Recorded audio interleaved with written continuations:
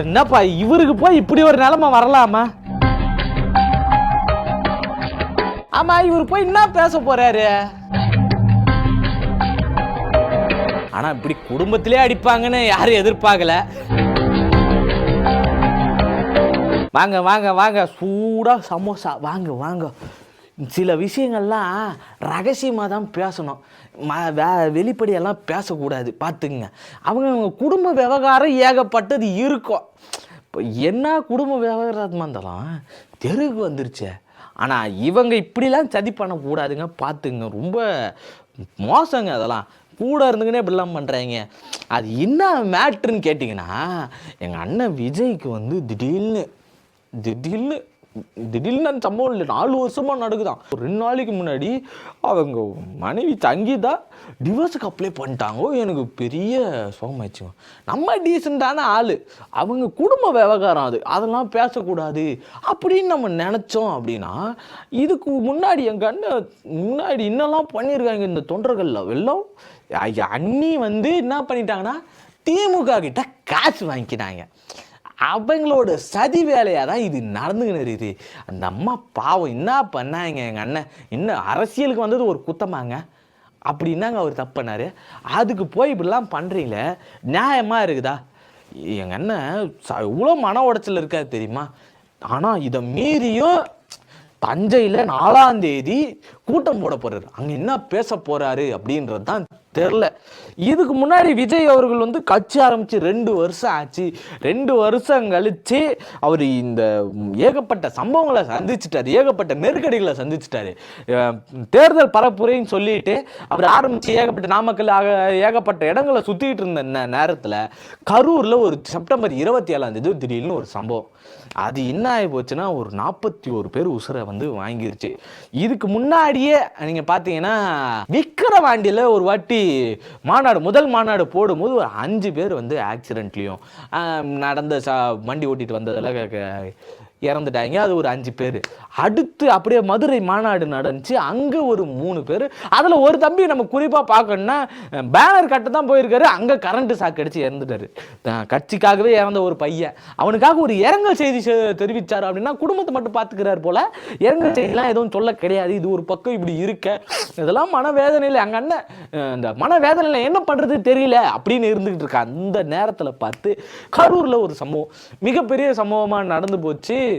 ஏகப்பட்ட பேர், ஒரு 10,000 பேருக்கான பர்மிஷன் கிட்ட 35,000 பேர்கிட்ட வந்துட்டாங்க. இவன் ஒன்றும் பண்ண முடியல அப்படின்னு நெருக்கடியில் ஒரு 41 உயிர்கள் வந்து இழந்து போச்சு. அந்த 41 உயிர்களையும் வந்து அடுத்த அந்த அங்கே உள்ள என்ன நடந்துச்சு, அது யாரோட இடம்? கரூர் செந்தில் பாலாஜி அவருடைய இடம். அந்த இடத்துல நீ போய் மாஸ்க் காட்டலாமா? மாஸ்க் காட்ட நடக்குமா அப்படின்னு சொல்லிட்டு செந்தில் பாலாஜி அவர்கள் தான் வந்து என்ன பண்ணார்னா, இதுக்கு இந்த சதிக்கு எல்லாத்துக்கும் காரணம் அப்படின்னு சொல்லி ஏகப்பட்ட தகவல் சொல்லிட்டு இருந்தாங்க. அது இப்போ சிபிஐயில் வழக்கில் விசாரணையில் இருக்குது. ஒரு பக்கம் போயிட்டு எல்லாரும் கொடுத்துட்டு வந்திருக்காங்க. அவங்களே வந்து இது எத்தனை பேர் நிற்கக்கூடிய இடம், எத்தனை பேருக்கு பர்மிஷன் வாங்கியிருந்தாங்க, இதெல்லாம் நடந்துக்கிட்டு இருக்க நேரத்தில் அவங்க உள்ளே இருந்தவங்க கட்சி திமுக காரங்க உள்ளே இருந்துக்கிறாங்க. அவங்க என்ன சதி பண்ணியிருக்காங்கன்னா, தலைவர் அவர்கள் 12 மணிக்கே வந்துருவார் அப்படின்னு சொல்லி போட்டிருக்காங்க. இன்னொரு பக்கம் மேலே நின்று பேசுகிற அவரு மேக்கப்லாம் போட்டிருக்காரு, வந்துருவாரு, தலைவர் வந்துகிட்டு இருக்காரு, மேக்கப் போட்டுங்கிறாரு அப்படிலாம் வந்து மேலே நின்று பேசியிருக்கிறாங்க. எல்லாம் திமுகவோட சதியாக தான் அவங்க இருந்துகிட்டு இருந்திருக்கு. இப்படி ஒரு சதி பண்ண அந்த கும்பல் தொடர்ந்து என்ன பண்ண, கரூருக்கு அப்புறம் அவர் அடங்கிடுவார் அப்படின்னு நினைச்சாங்க. 30 நாள் கழிச்சு அவர் வெளில வந்து செப்டம்பர் 27 அடுத்து 30 நாள் கழிச்சு அடுத்து 27ஆம் தேதி அக்டோபர் 27ஆம் தேதி எல்லாரோடைய காலையும் போய் விழுந்து சரண்டர் ஆகி, எப்பா இது மாதிரி நடந்துச்சு, தெரியாமல் நடந்துருச்சு அப்படின்னு சொல்லி பண்ணிட்டாரு. அதில் ஒரு அம்மா எனக்கு இதான் வேணையா போயான்னு தூக்கி போட்டு போச்சு, காசெல்லாம் தூக்கி போட்டு போச்சு. பரவாயில்ல, அதெல்லாம் ஒரு பக்கம் இருந்தாலும் இன்னொரு பக்கம் என்ன சொன்னாங்க, பா என்ன என் புள்ளை அவ்வளோ கிட்ட யாராலையும் போய் பார்க்க முடியாது விஜய் அவர்களை, நாங்கள் போய் பார்த்துட்டோம், அதுவே பெரிய ஒரு என்ன அதுக்கு ஒரு இதுவா பரிசா அதுக்கு ஒரு வேலையாக வந்து எங்கள் பிள்ளைய கொடுத்துட்டோம் அப்படின்னு சொல்லி அந்த பையனோட பாட்டி பேசி இருந்துச்சு. இது ஒரு பக்கம் இருந்தாலும் அந்த அளவுக்கு விஜய் நம்மள ஒரு பாசம். இன்னொரு பக்கம் அவங்க கொடுத்த தொகை இருக்கு இல்லையா, அந்த 20 லட்ச ரூபான்ற தொகை இருக்கு இல்லையா, அது என்ன ஒரு நிலைப்பாடு எடுத்துச்சு அப்படின்னா இன்னொரு பக்கம் ஒரு குழந்தை இழந்துட்டு ஒரு அம்மா இருக்கு. அந்த குழந்தையோட அம்மாவுக்கும் அப்பாவுக்கும் வந்து விவாகரத்து நடந்திருக்கு போல. விவாகரத்து நடந்ததுக்கு அப்புறம் அவர் என்ன பண்ணியிருக்காரு, இவர் அம்மா போட்டோலாம் பார்த்து டிவிலாம் வரதை பார்த்துட்டு என் புள்ள தான் சொல்லி இவர் போய் அதுக்கான சில இதெல்லாம் வாங்கிட்டு வந்துட்டுக்கிறாரு. ஒரே சங்கட்டமாக போச்சு. அவர் வாங்கிட்டு அந்த குடும்பத்துக்கு வந்து உறுதுணையாக இருந்திருக்காரு. 20 லட்ச ரூபா வாங்கிட்டு உறுதுணையாக இருந்திருக்காரு. ஆனால் இது வரைக்கும் அந்த அம்மாவை போய் பார்க்கல. அந்த அம்மா பேட்டி எடுக்கும்போது அந்த அம்மாவும் சொல்லிருச்சு.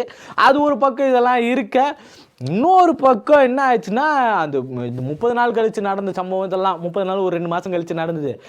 அது நடந்து ஒரு 3ஆவது நாள் 4ஆவது நாளே வந்து ஆயுத பூஜை வர வேண்டியது இருந்துச்சு. ஆயுத பூஜை வந்துச்சு. இவங்க எடுத்து ஆயுத பூஜைலாம் பூஜை போட ஆரம்பிச்சுட்டுக்கிறாங்க. அந்த வேனுக்கு பார்த்துட்டு எங்கள் அண்ணன் சும்மா இருப்பாரா, டென்ஷன் ஆகி பிடிச்சி வெளுன்னு வெளுத்து விட்டார்.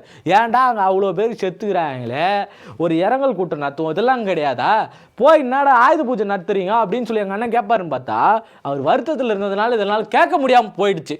என்ன பண்ணுறது பாவம். இது ஒரு பக்கம் இவ்வளோ சம்பவம் நடந்துகிட்டு இருக்கு. இவ்வளோ நெருக்கடிகள் கொடுக்க அடுத்த இடங்கள் பாண்டிச்சேரியில் போய் என்ன பண்ணுறாரு, பரப்புரை நடத்துகிறாரு.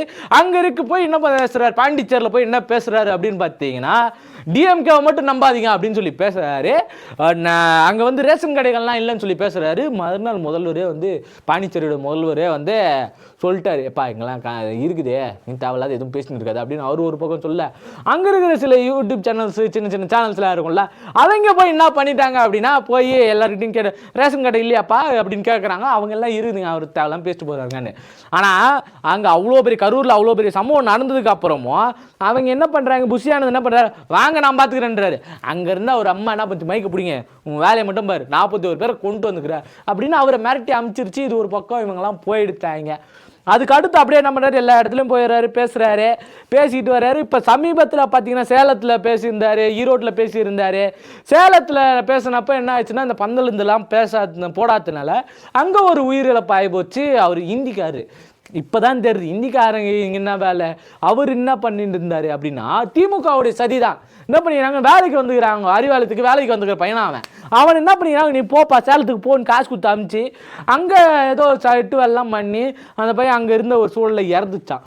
இவங்க தான் நியூஸ்லாம் தேவையில்லாமல் போடுறாங்க. பந்தல்லாம் போடாததுனால 3 மணி நேரம் 4 மணி நேரம் அங்கேயே நின்னதுனால சாப்பாடு தண்ணி எதுவும் இல்லாததுனால தான் அந்த பையன் இறந்ததாக சொல்லிட்டு இருக்காங்க. இது டிஎம்கேவோட சதி, அவங்க பார்க்குற வேலை தான்.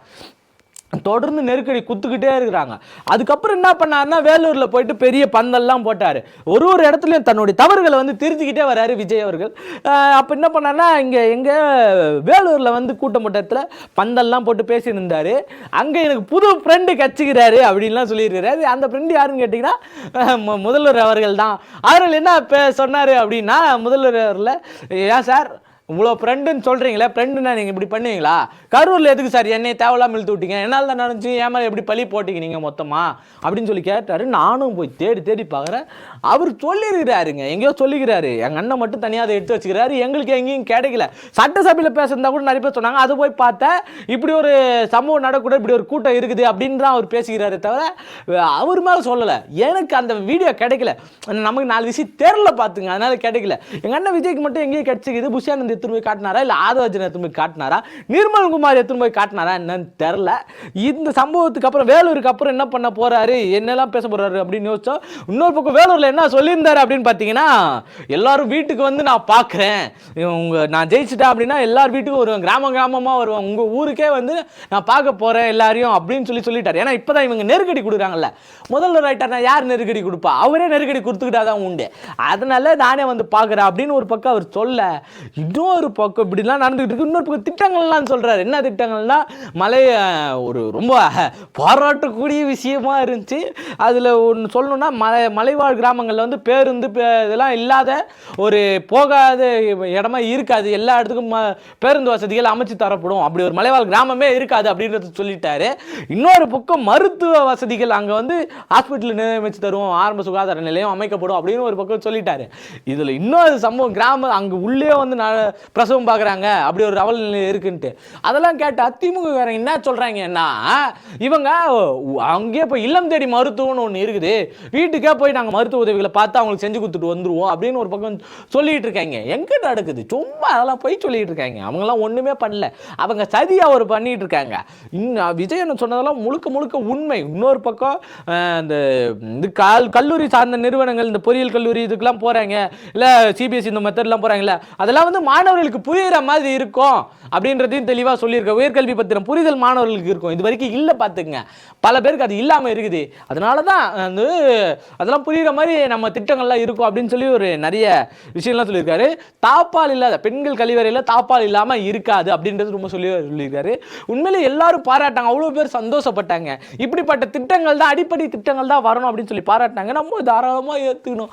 பார்த்தோன்னே ஜாலி தான். இதெல்லாம் ஒரு பக்கம் போக, இவர் இதுக்கு மேலே என்ன நெருக்கடி கொடுப்பீங்க, அருமையான திட்டங்கள் அறிவிக்க ஆரம்பிச்சிட்டார் அப்படின்னு பார்த்தா அவங்க வீட்லேயே அடிக்கிறாங்க.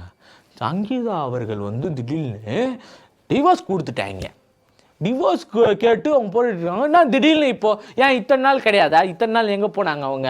2021 இந்த பிரச்சனை இருந்துகிட்டு இருக்கு. நான் எத்தனையோ வாட்டி சொல்லிட்டு அவர் துண்டிச்சுக்கிறேன்னு சொல்லிட்டாரு, தொடர்பு துண்டிச்சு சொல்லிட்டாரு. ஆனால் அதை மீறியும் வந்து ஒரு தொடர்ந்து அந்த ஃபோட்டோ போகிறதுலாம் இருந்துச்சு, அந்த நடிகையும் அதை பண்ணிக்கிட்டு இருந்தாங்க அப்படின்னு சொல்லி கேஸ் போட்டு மென்ஷன் பண்ணி கேஸ் போட்டு செங்கல்பட்டு கோர்ட்டில் போய் போட்டுக்கிறாங்க. அப்படின்னா இதுக்கு பின்னாடி என்ன இருக்குதுன்னு நம்ம யோசிக்கணும். இதுதான் வந்து அவங்க பண்ணக்கூடிய கேவலமான ஒரு அரசியலாக இருந்துக்கிட்டு இருக்கு. ஆனால் என்னன்னு சொல்லி போட்டிருக்காங்க பாருங்களேன். என் வீட்டுக்கார் கட்சின்னு சொல்லி சுற்றினுங்கிறாரு, அப்போ வந்து மனைவியை கவனிக்க மாட்டுறாரு அப்படின்னு போட்டாங்கன்னா நல்லா இருந்திருக்கும். இப்படி போட்ட இவங்களை வந்து நம்ம தாவிக்கா பசங்க விச்சுவல் வாரிய சும்மா இருப்பாங்களா? போட்டு கிளின்னு கிழிச்சுருக்காங்க, ஏகப்பட்ட பேர் அடிச்சு தள்ளுறாங்க, போட்டு நாஸ்தி பண்ணிட்டு இருக்காங்க. இது ஒரு பக்கம் இவங்களாம் இருக்கும்.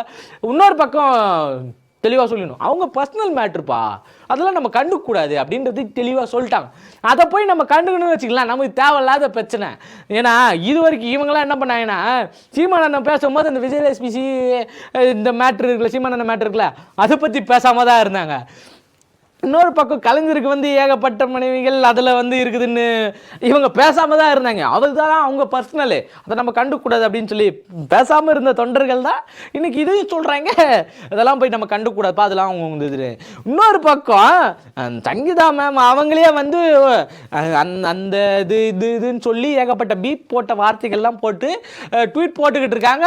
அது அவங்க பர்சனல், அதை பற்றிலாம் நம்ம பேசக்கூடாது அப்படின்னு சொன்னவங்க தான் நிறைய நம்ம மக்கள் தாவேக்காவினர். அவ்வளோ நாகரிகம். விஜய் நான் பர்சனல் நமக்கு தேவையில்லாதப்பா, அதெல்லாம் எதுக்கு?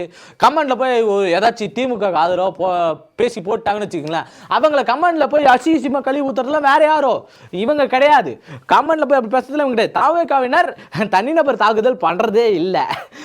இப்படிப்பட்ட ஒரு கூட்டணி, இப்படி ஒரு பிரச்சனை இருக்கிற இந்த சமயத்தில் விஜய் அவர்கள் தஞ்சாவூர்ல போய் என்ன பேச போறாரு? கிட்டத்தட்ட 9 ஏக்கர் பரப்பளவில் வந்து அவர் பேச போறதா சொல்லிட்டு இருக்காங்க. என்னெல்லாம் பேச போறாரு வெயிட் பண்ணி தான் பார்க்கணும். இப்போ இடையில நல்லக்கண்ணையா இறந்தார் பாருங்க, அது கூட வந்துட்டு போனார். வந்துட்டு போனப்போ கூட ப்ரெஸ்ஸை பார்க்கலையேப்பா, நீங்கள் எல்லாம் திமுக காரங்க வந்து பார்க்காதீங்க அப்படின்னு சொல்லி தெளிவாக இருந்துட்டாரு. அந்தளவுக்கு தெளிவாக இருந்தவர் இப்போ இப்படி ஒரு பிரச்சனைலாம் மாட்டினுக்கிறாரு. என்ன பேச போகிறாரு அப்படின்றது தான் பெரிய ஆவலாக எதிர்பார்த்துக்கிட்டு இருக்கோம். எதனா சட்டு போட்டு பேசி முச்சான்னா நல்லா இருக்கும். வாங்க வாங்க, சூடாக சமோசா ஆகுது, வந்தீங்களா வாங்கினீங்களா கம்முன்னு போனீங்களான்னு இருக்கணும். ஊர் விவகாரம்லாம் பேசக்கூடாது.